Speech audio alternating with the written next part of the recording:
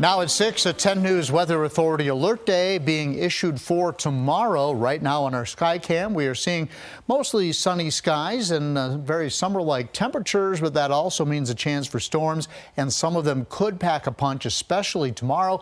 Meteorologist Jeff Hanowich is here to time it all out for us. Jeff? Yeah, much of the day we have seen our fair share of sunshine, but we're starting to see a little more hours as we head into the evening hours. Now, this weather alert day is for tomorrow and Wednesday. We're going to let this thing expire close to noon on Wednesday, but the potential for severe thunderstorms is there for us, especially tomorrow evening through midday Wednesday.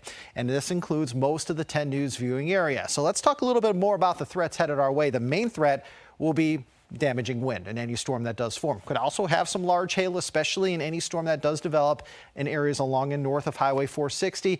And we'll have to keep a close eye on the potential for some tornadoes. I think the threat is low right now, but it is not zero, as some of these cells could start to spin, especially as we head late Tuesday night into early Wednesday. So please make sure you're weather aware. Make sure you have your local weather authority app in the palm of your hand.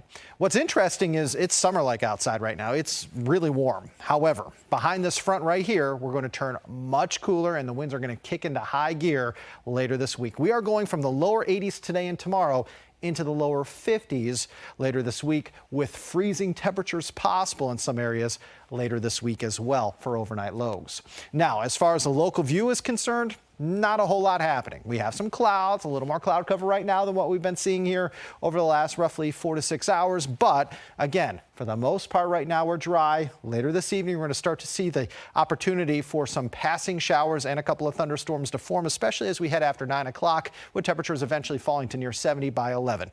Tuesday, temperatures start in the 50s and lower 60s, with highs tomorrow in the lower 80s. So again, still very warm on Tuesday. John? All right, thank you, Jeff. And folks, as Jeff mentioned, make sure to download the 10 News weather app to get alerts about this forecast sent straight to your phone. You can also submit photos of conditions in your area through the Pin It feature on our website by scanning the QR code that you see on the bottom of your screen right now. I'm talking slowly so you have a chance to scan it. All right, let's move on to the next story. A Lynchburg man accused of murdering his ex-girlfriend is set to go on trial this summer. Today, a grand jury ruled that the case against Tony Brown, who you see here, can move forward. Officers say they shot the 43-year-old while they say he was actually stabbing the victim to death. This happened at a Boonesboro home in November. Brown is accused of breaking and entering and violating a protective order as well. And an 18-year-old is facing charges after accidentally shooting himself months ago. That's because investigators just recently learned that it happened at a school in Bedford County. We're told William Lee was arrested for reckless handling of a gun and possession of a gun on school property. He was taken to the hospital for an accidental self-inflicted gunshot wound back in January. Now, that call came in from the Food Lion on Moneta Road, but they later learned he shot himself at Smith Mountain Lake Christian Academy. Williamson Road is a step closer to getting a facelift. 10 News reporter Abby Coleman explains the 2 grants that could help improve the busy corridor.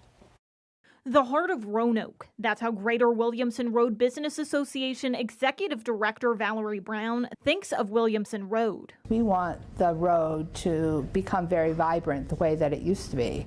Brown tells me they're actively working towards that goal. Monday, she presented the State of the Road to Council, focusing on several grant applications, one of which is a Vitality grant through the Virginia Main Street grant. From that, we can do a facade grant project. She says this would give a boost to businesses, along with their application for a Thriving Cities grant, a grant through local, state, and federal transportation departments to address road conditions. To make them more visually inviting, as well as help the business owner. In addition to the grants, Brown tells council she wants to work one-on-one with businesses to get a better idea of how the association can help. They think they don't matter because, you've got all these wonderful things going on downtown, and then you have 581 and all the side roads. Next Monday, grant consultants for the Thriving Cities grant will come to Williamson Road to assess the road and meet with business owners. They'll be able to see firsthand the lack of sidewalks, the lack of curbs, just how people have to negotiate around. Brown says she hopes this will help get business owners and community members alike excited about the future of Williamson Road. Increase their economic revenue from that, but anything we can do to helps the city. The walk along with the committee Monday is just the start of the process. After that, they'll meet with neighborhood groups, libraries, and other impacted groups. They hope to be able to submit a grant proposal in 18 months. In Roanoke, Abby Coleman, 10 News, working for you. A candle manufacturing company in Pulaski County is being snuffed out. 10 News reporter Thomas Mundy spoke to employees about their concerns, along with county leaders about their plans for the property.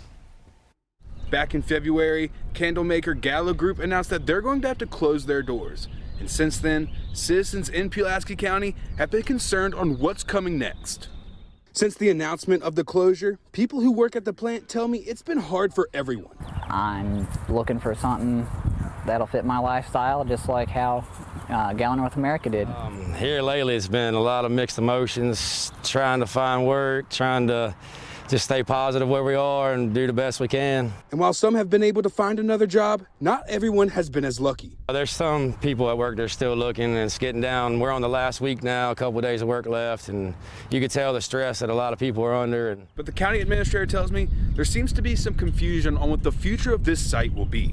We're in the evaluation mode of what the highest and best use of that facility is, and a sportsplex is one of the uses we're evaluating.